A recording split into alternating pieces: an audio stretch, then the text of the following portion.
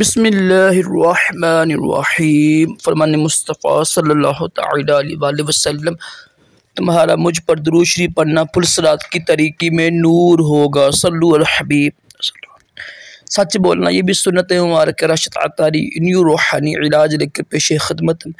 एक वजीफ़ा बताऊँगा आपको ना, ये तो ना एग्ज़ाम पेपर में अच्छे नंबर से पास होने का कोशिश करें, अच्छी मेहनत करें, दिल लगा के पढ़ें। और जिस दिन पेपर आपका हो ना, तो पेपर से 7 दिन पहले ज़्यादा बेहतर है, ठीक है। वरना फिर 3 दिन पहले, 7 दिन या 3 दिन पहले ना ये आपने वजीफ़ा करना है। सूरत कौसर का वजीफ़ा है। इसमें नमाज की वैसे पाबंदी, नमाज की हर फ़र्ज़ है ना, तो फजर की नमाज के बाद ना, फजर की नमाज के बाद, ज़ोहर की नमाज के बाद, असर की नमाज के बाद, मगरिब की नमाज के बाद, इशा की नमाज के बाद, यानी पाँचों नमाज़ों के बाद ना अव्वल आखिर दुरूद शरीफ पढ़ के ना 26 मरतबा सूरत कौसर पढ़नी है आपने। फजर के बाद भी सूरत कौसर पढ़नी है 26 मरतबा, असर के बाद, ज़ोहर के बाद भी, असर के बाद भी, मगरिब के बाद, इशा के बाद भी, ठीक है। ये 7 दिन अमल कीजिएगा। बेहतर ये 7 दिन ही है। अगर पेपर करीब है तो 3 दिन कर सकते हैं, 3 दिन अमल कर लें।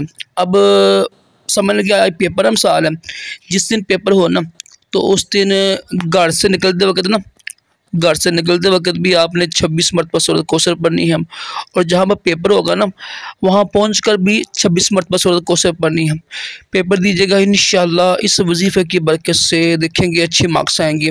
अच्छी मेहनत करेंगे ना तो इंशाअल्लाह मार्क्स भी अच्छे ही आएंगे। लेकिन ये वजीफ़े की बरकत से ये होगा कि इंशाअल्लाह अल्लाह पाक के करम से मज़ीद अच्छे नंबर आएंगे इंशाअल्लाह। तो अगर समझते हैं ना कि आपके अय्याम आ गए मिसाल, तो अय्याम में क्या करना है आपने, यही अमल करना है 7 दिन या 3 दिन, ठीक है, हर नमाज के बाद ही।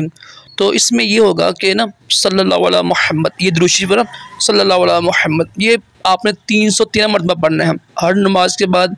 फिर घर से निकलते वक्त भी, वहाँ पहुँच कर भी ये अमल करना है। यानी 7 दिन करें ज़्यादा बेहतर है, वरना कम से कम 3 दिन कर लीजिएगा। अय्याम में दुरूद शरीफ पढ़ना ये वाला सल्लल्लाहु अलैहि मोहम्मद 313 मरतबा। और अगर अय्याम नहीं है तो हर नमाज के बाद 26 मरतबा सूरत कौसर पढ़नी है। इंशाअल्लाह देखिएगा कि अच्छे मार्क्स आएंगे और अच्छे नंबर आएंगे, कामयाबी भी मिलेगी इंशाअल्लाह। अल्लाह पाक हम सब को तमाम जायज़ इम्तिहान में पास करे, दोनों जहानों की भलाइयाँ अता करे, तमाम जिस्मानी रूहानी बीमारियों से महफूज रखे। सल्लु अल हबीब सल्लल्लाहु अलैहि मोहम्मद सल्लल्लाहु अलैहि वसल्लम।